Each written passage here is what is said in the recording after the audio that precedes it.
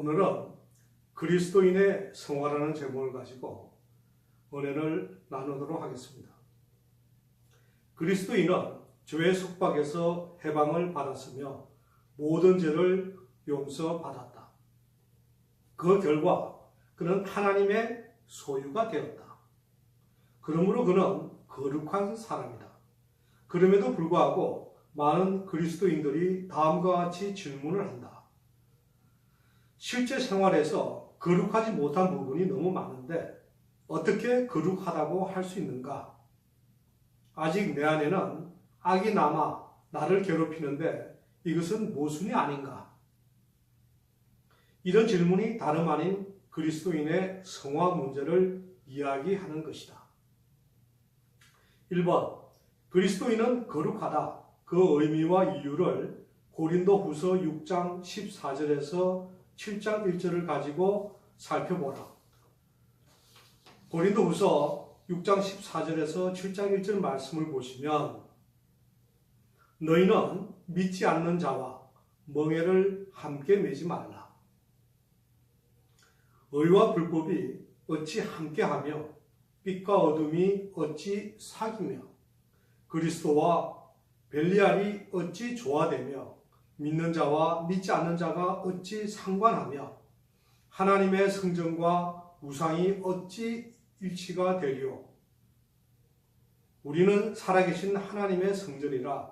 이와 같이 하나님께서 이르시되 내가 그들 가운데 거하며 두루 행하여 나는 그들의 하나님이 되고 그들은 나의 백성이 되리라.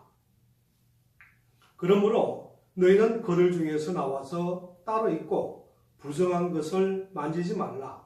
내가 너희를 영접하여 너희에게 아버지가 되고 너희는 내게 자녀가 되리라. 전능하신 주의 말씀이니라 하셨느니라. 그런즉 사랑하는 자들아, 이 약속을 가진 우리는 하나님을 두려워하는 가운데서 거룩함을 온전히 이루어 육과 영의 온갖 더러운 것에서 자신을 깨끗하게 하자. 첫 번째 보시면 왜 그리스도인은 거룩해야 하는가? 16절 18절 말씀에서 보시면 그리스도인은 하나님의 자녀가 된 순간 사실 거룩하게 됩니다.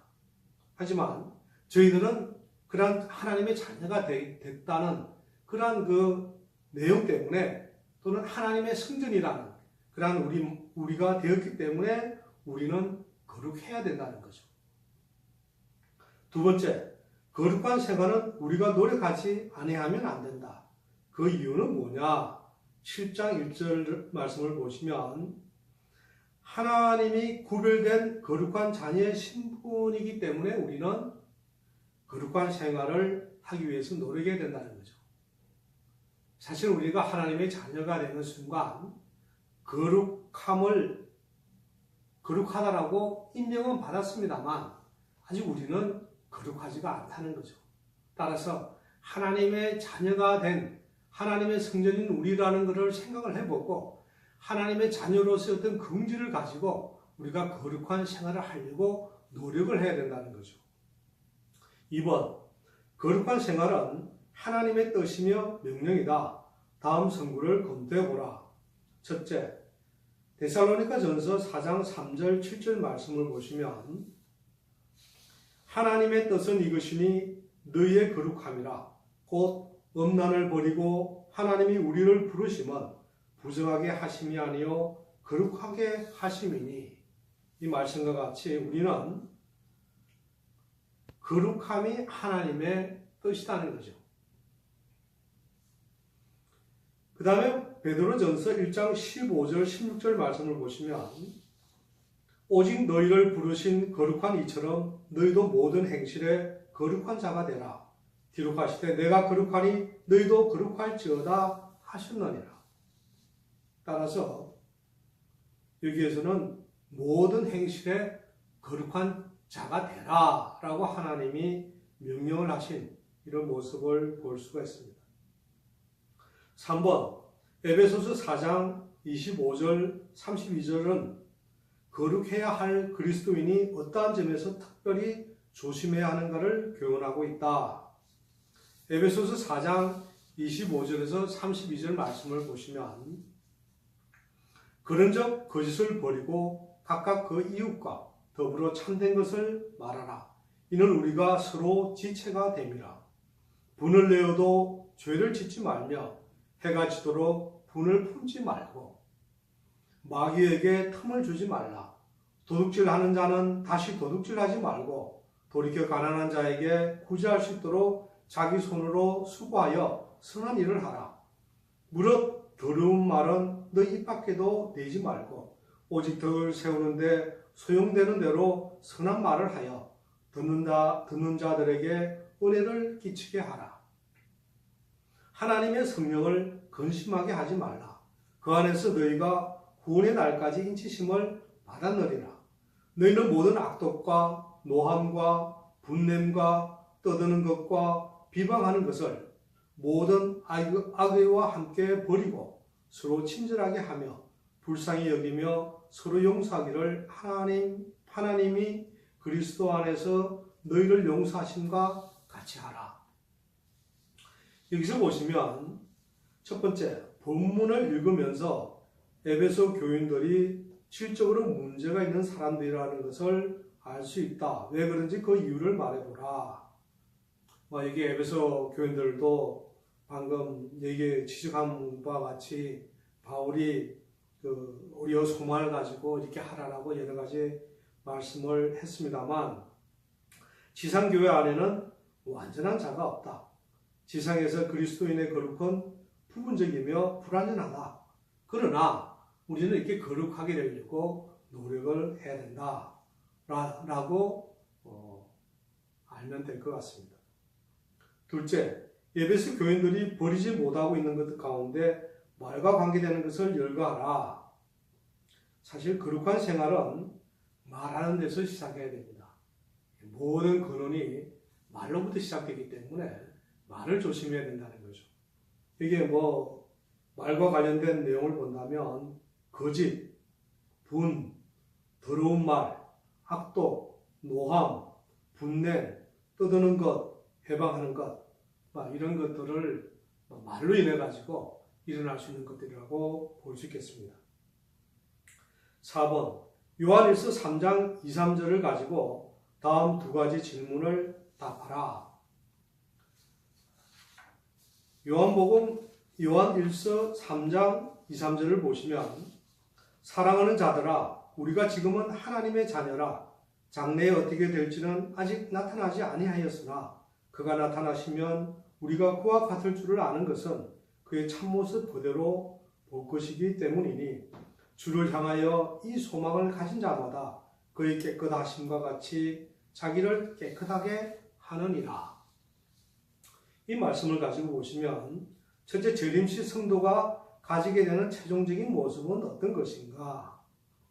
예수 그리스도와 같이 된다는 거죠. 여기 이 말씀을 보시면 재림하기 전에는 우리는 불완전한 거룩을 지니고 있다는 거죠. 그래서 예수 그리스도께서 재림을 할 때는 우리가 완전한 거룩한 사람으로 변화가 된다는 겁니다.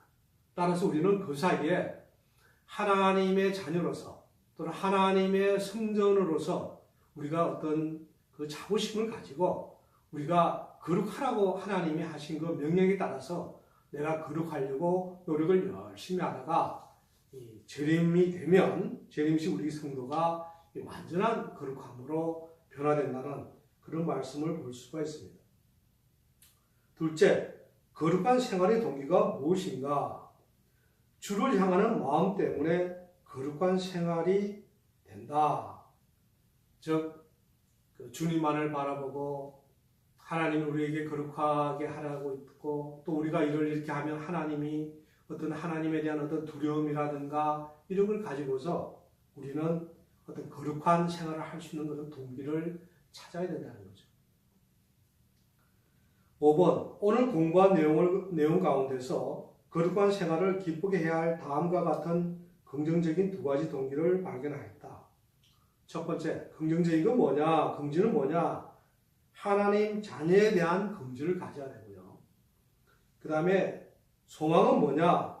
예수 그리스도를 직접 만날 것이라는 그 소망 때문이라는 것을 가지고 우리가 아직까지 재림시까지 우리가 완전히 거룩하지는 않지만 점점 예수 그리스도를 닮아가려고 하는, 즉 성화되려고 하는 그러한 그 모습을 가지고 거룩하려고 노력해야 된다는 거죠.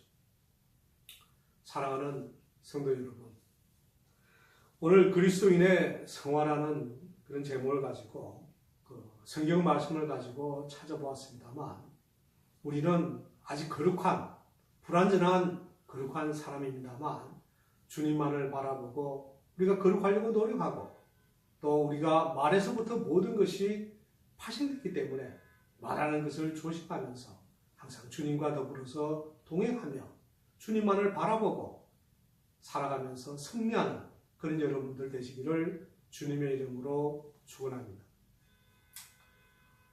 오늘 말씀 중에서 고린도후서 7장 1절 말씀을 다시 보시면 그런즉 사랑하는 자들아 이 약속을 가진 우리는 하나님을 두려워하는 가운데서 거룩함을 온전히 이루어 육과 영의 온갖 더러운 것에서 자신을 깨끗하게 하자.